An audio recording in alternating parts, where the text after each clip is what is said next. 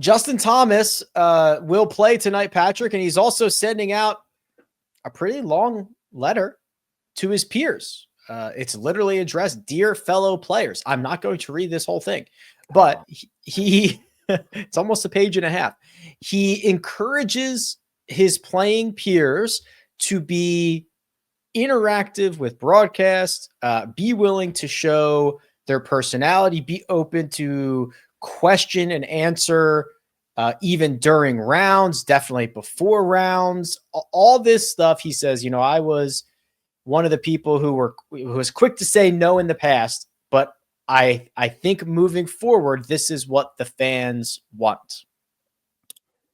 Yeah, I mean, that's big of JT, seeing where he's come from, especially with hot mics. Think about Kappa Lewis and PGA and US Open moments. Also didn't really paint him in the best picture. And I think his heart's in the right place and everything. But I don't see how this letter from him is going to really change anyone on the PGA Tour at all, especially maybe those guys in the middle of the pack or who don't get a ton of airtime from week to week. So I think his heart's in the right place and he's trying to do well, and he's buying into the whole "we have equity in the enterprise starship." I don't know if this letter, which I'm glad we're getting back to writing letters. We did that, I think, a couple summers ago for a while. Last summer was a bit of a dry spell, just really Tom Kim apologies, and that was it on his notes app. And but I don't really see it changing too much. I would love for it to. Mark probably has better insight than I do, knowing that he's on the broadcast. Let me read you this line here, Mark, and I want to get your thoughts on this. He called you out, Mark. He did. He called you out specifically. No, he said, "The more we work with NBC, CBS, ESPN, the more they should be able to work with us. I'm sure many of us feel the telecast can do better. So let's help them do that." What are your thoughts on JT's perspective of the telecast? Well, JT's called me out in live call. I remember this. Apparently, I was talking too loud from 100 yards away. Here's my thing, right? Way back in the day, when I was working PGA Tour radio, they do a good job, and they've got to fill for so long because it's not pictures. And before the round, we always used to have to do pre-round interviews, and everyone hated doing them because all we got was a bunch of no's. And the request would get sent to the media officials, and we'd stand there like a numbskull with a microphone, and whoever would come out of the locker room would walk straight past the radio folks, maybe go to Golf Channel, Rex Hoggard or whatever, Todd Lewis, on their way to somewhere.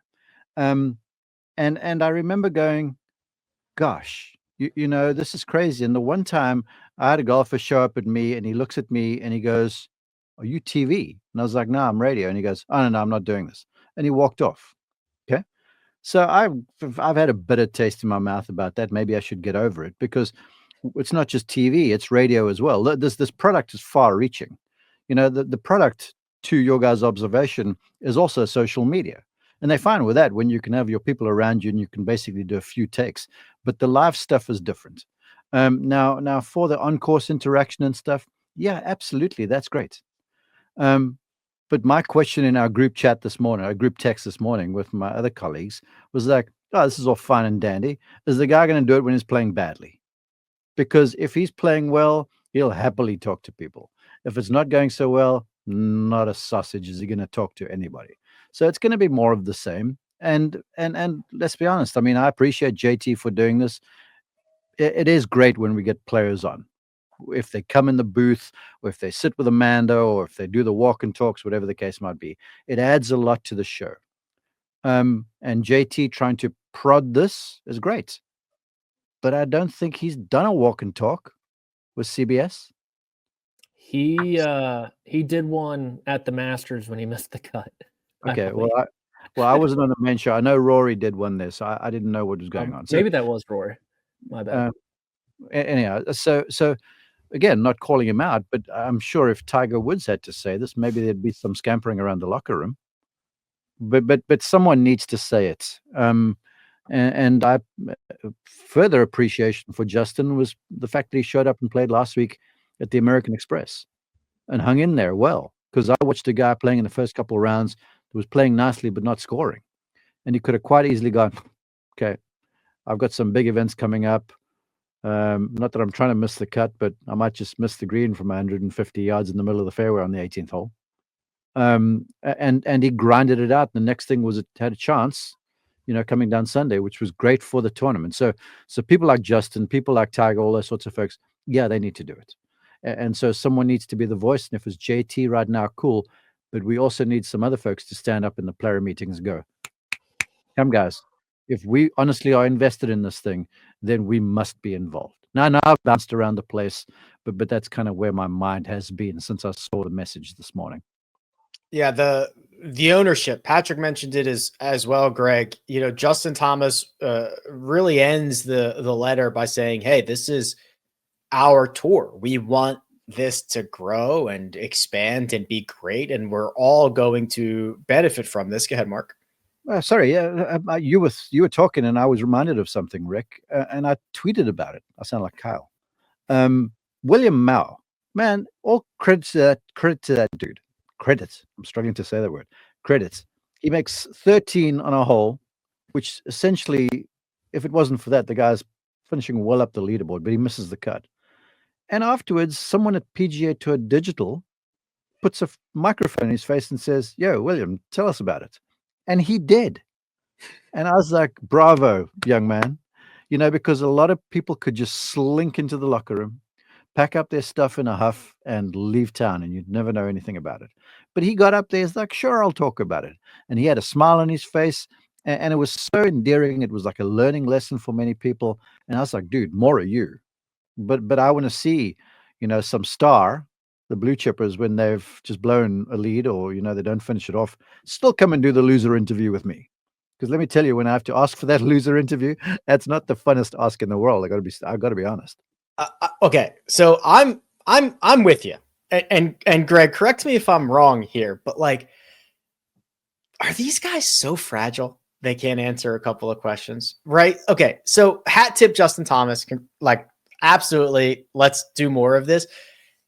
In any other sport, they are required to sit there. LeBron James has answered questions after every game for 20 years, 82 times a year for 20 years, win, lose, draw, has to sit there and answer questions. Sometimes they come into the locker room when they're half naked and still answer questions. Okay, but we can't get, but the idea of 2 questions before the round starts, or you missed the cut, or you coughed one up, you can't get, it is shocking how little the golfers actually speak. Yes, I think that's true. I mean, even the press conferences before the tournament, I mean, they should all look like the Masters. Well, everybody should be excited to do that, because it does help get people more engaged. And all of a sudden, let's mention Kurt Kitayama again. You get to know Kurt Kitayama, and he can elevate himself, and you could start to realize his talent from a different perspective. Full Swing has done a lot of that for the non-golf fan. A lot of non-golf fans I've spoken to used to be so bored watching golf, they just want to turn it off. They never gave it a chance. But once they know who Joel Damon is, they see him on TV, they'll watch the golf. So these kind of things do work, and they do help connect people to the game. And I hope this works. I think that what Justin Thomas said is spot on, and I hope that he and everybody else follows suit, because it'll make the product better. And it's not that hard, to your point, Rick.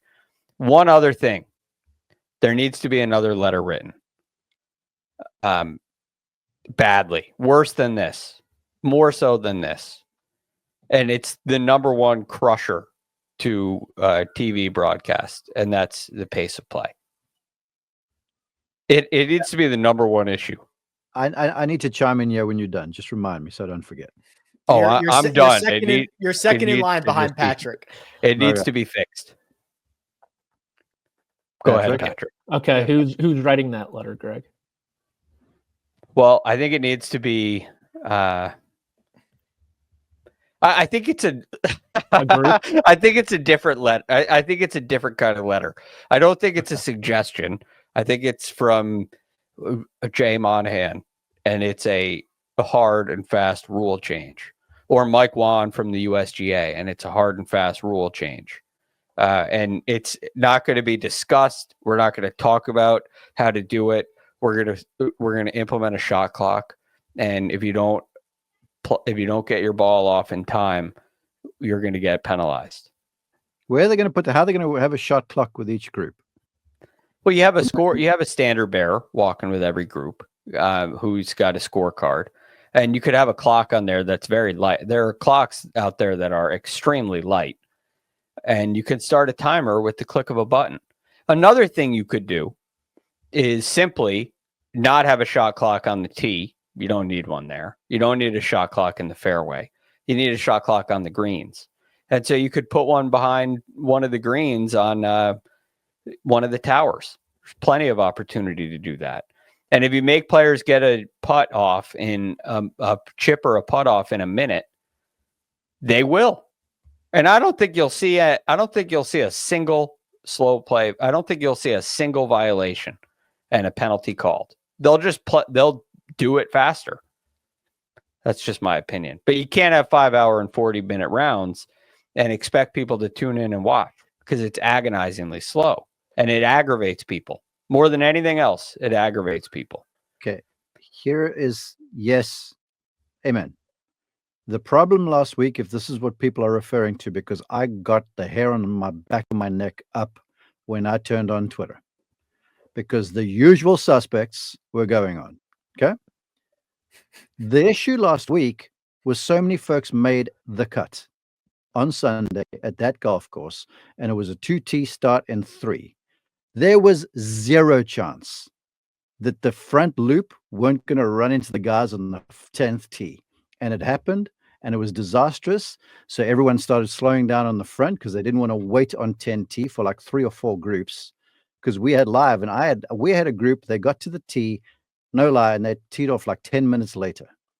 Then they get through 10, and then 11's a reachable 5, which is a traffic jam because there's trouble down the left. And then shortly thereafter, there's 13 where the flag's been tucked like way back left in the green with water short. So pros are not going to hit the thing in the water, so they blast it out the right-hand side, which is a tough pitch shot, and a lot of guys are making 3s and 4s. Last week was what we always see on the West Coast. Bigger field in that one. Now, it's not going to be for Pebble. It won't be for the Genesis, wherever that's played. But when you've got 3s off 2 tees with that size cut, with shortened daylight, there is no chance. It's not happening, shot clock or not. I'm sorry. But if there's 3 groups on a hole and every group is moving faster, the log jam will be shorter. But they can't, because they're defined by tee time of 10, and they can't narrow the tee times because they're going to run into each other on 11 over there. There was the problem. I'm like, if they could squeeze groups, I get you, Greg. But last week was just like, it was honestly a perfect storm. Now, it happens often, but it starts to happen when you got so many guys who make the cut. So the only secret to this is, yeah, shot clocks are great, but you sound like everyone else on Twitter.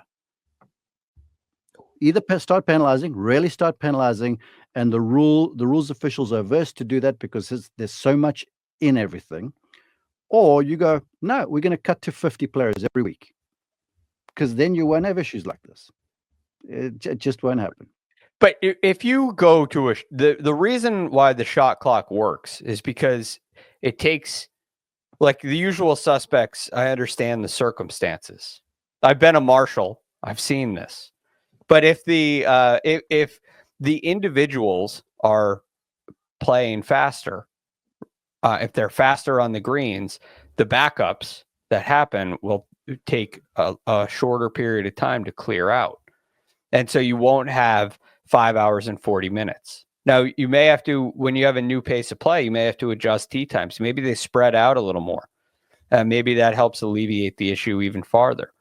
If you figure that you can get the first group around in less time, then the last group will get around in less time, and it won't take 5 hours and 40 minutes. So it's just about keeping it moving.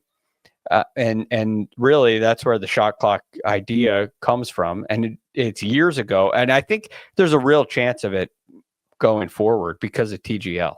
My favorite aspect of TGL is the shot clock. And I think that baseball going to a pitch clock, you would never think that would happen 20 years ago. And it has, and it's been great. And I think it will really help golf. The purists hated that in baseball, and it's probably saved their sport. Patrick, did you want to put a bow on that? Did we give you a chance to get in there? Yeah, I'll just say the one thing that kind of rubbed me the wrong way about this Justin Thomas letter is he said something like, oh, how easy is it going to be for you guys to answer one question that you already know? It's going to be so additive to the golf broadcast, where that's just not the case at all. If you ask someone a question, you give them 5 seconds. What everyone's going to be complaining about is that you're not showing golf shots at that point. You're showing Justin Thomas before his final round, giving you a BS answer about a question. The most additive thing these players can do to the broadcast, it's not the walk and talk, it's going into the booth and calling the shots after a round. That is when the broadcast is at its best. When Rory was talking about Scotty's game at Riviera, when he was on the PGA Tour, I remember he went in at RBC Heritage. It's fantastic because they give you insights, what they just saw, good or bad. And if you really want to buy in from the players, it's not a BS easy layup question at the beginning or anything, or a mid-round interview, not even that. Spend your time after you're done playing and buy in that way.